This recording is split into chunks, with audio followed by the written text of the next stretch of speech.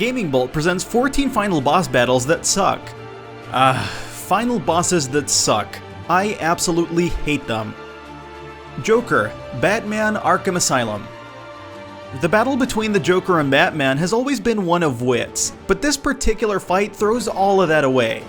Joker injects himself with some of Bane's toxin and suddenly bulks up, grows claws, and gains a spiky green mohawk. He then proceeds to send hordes of his minions at Batman, occasionally jumping in to throw his own punches. After the first amazing journey that was the first Arkham game, this boss fight was lackluster and went against everything that has been established about the iconic Joker character. Hive Mind, Dead Space. A massive necromorph creature that constantly lashed at Isaac with thick, sinewy tentacles, with each tentacle harboring a massive, glowing yellow bulb. All players had to do was dodge the hail of limbs, pump a couple of rounds into its massive weak points, and wait for it to die. It's a classic case of a final boss going against all of the sensibilities the game has already established, marring an otherwise incredible game. NAVARRO, Uncharted Drake's Fortune. After 10 hours of leaping, running, shooting, and brawling, the final confrontation amounted to chasing a shotgun-wielding man across a ship, stopping to quickly wipe out his thugs when they interfered. NAVARRO didn't even appear to be the game's main antagonist, so there wasn't much satisfaction in finally bringing him down. It wasn't a fun encounter and just couldn't stack up to what the rest of the game had showed off. Reaper Human Larva, Mass Effect 2. For the majority of Mass Effect 2, Shepard is trying to stop the Collectors, a strange insect-like race.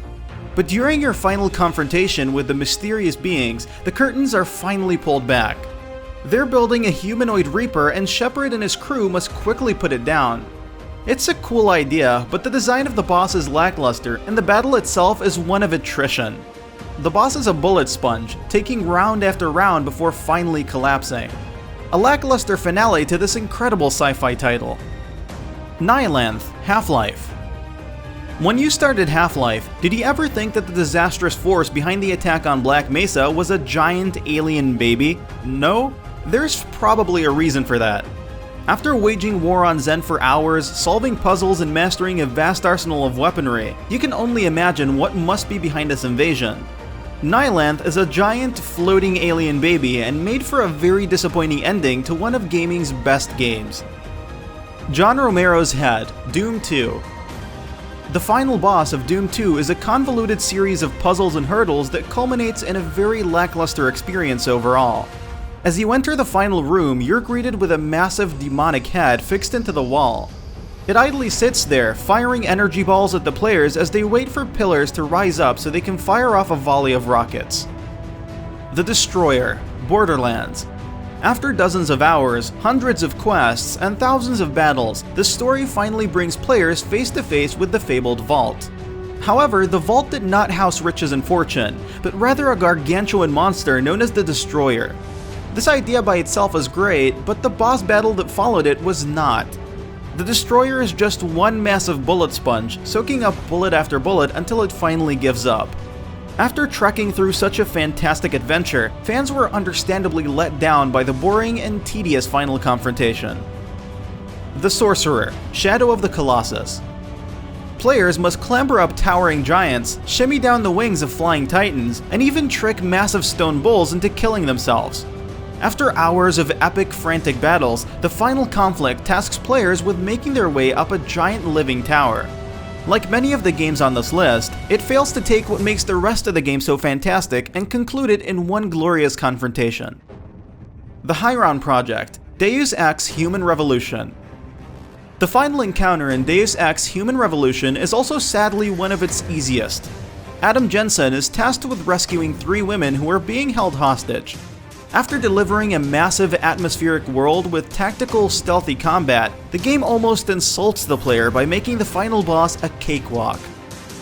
Lambent Brumac, Gears of War 2.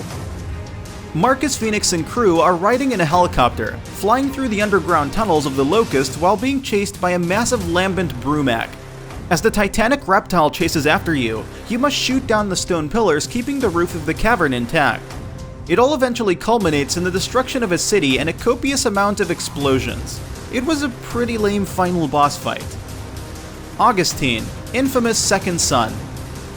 After spending hours honing your skills and upgrading your character, the final boss unceremoniously grants you a new power, Concrete, and makes you learn this all-new set of powers in the game's final moments.